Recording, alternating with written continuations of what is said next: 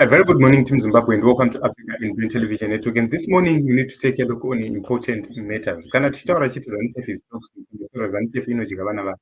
This is the kind of ZANU PF yatiri kuona. Just imagine pachavo varikupondana, pachavo varikuurayana, varikugovana.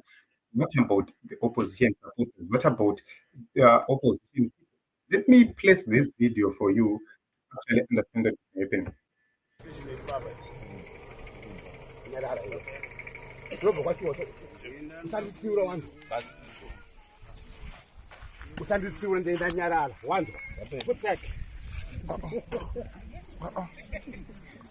Want to balance? I don't pond it you. Yeah,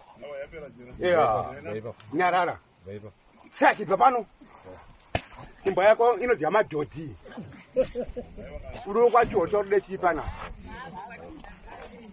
Yeah, what's that? Yeah, so put it like kind of Mapacom.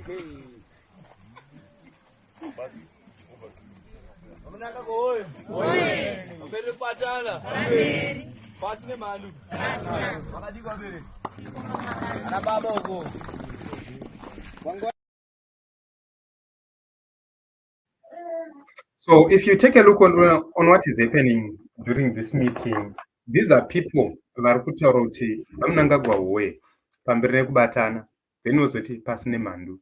The major question is vamuri kuti mhandu ndevapi, because tinonzi mhandu munhu uya KuZANU PF munhu ari kuopoza zvauri kutaura nazvauri kufunga, and hapana pamuchaona vanhu vari mupati imwe chete vachifunga zvinhu zvimwe chete.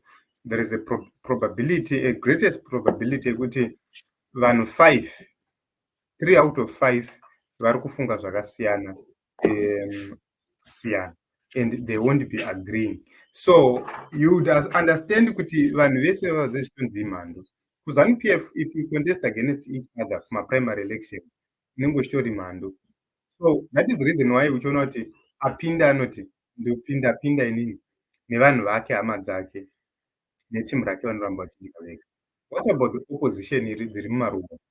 That is the reason why kune a talk yekuti ukaenda in other places like kunana mwenezu, you are told kuti vanhu veTriple-C vanofana kutotama, vese vaisapota Triple-C vanofana kutorohwa, vanofana kutotama, vanofana kutobva muminda. This is, they're trying to appease the regime. If we appear to be chasing away Triple-C people, then tine tichiita favor for the regime. Not knowing kuti ZANU PF kana yakuuya haizvizive kuti uri ani. Right now, we have seen shops being demolished. We have seen houses being demolished. We have seen vanasiso zvirimwa zvavo. These are people who are supporting ZANU PF. These are people vaimhanya nemusangano zisingaite, who voted for ZANU PF ikawina. But right now, ndo vari kuitwa zvese izvozvo. Kwese kumaruwa zvima-MP zvavo zvaiwina nezvimakansela zvavo zvaiwina. Vachivoterai ipapo. And that enabled massive rigging yakaitika yekuti even the urban capital yataiva nayo, it was disenfranchised from voting, vakavota late, vamwe vacho havana kutovota, so as to capacitate themselves. But vanhu ivavo vaishandiswa ivavo to do that ndo vanhu vari kuoneswa moto nhasi. Just imagine that guy achiudza umwe wake kuti iwe uri kwachiota ibva panapa. What does that mean? Chiota iri muZimbabwe, kwamuri muri muZimbabwe, but you are chasing other people. And ari kutotaura kuti hanzi ndokuuraya tinokanda mapapu. So it means kuti vanhu vese vatakashaya, these people know kwavanenge vakuuraya vanhu vakakanda.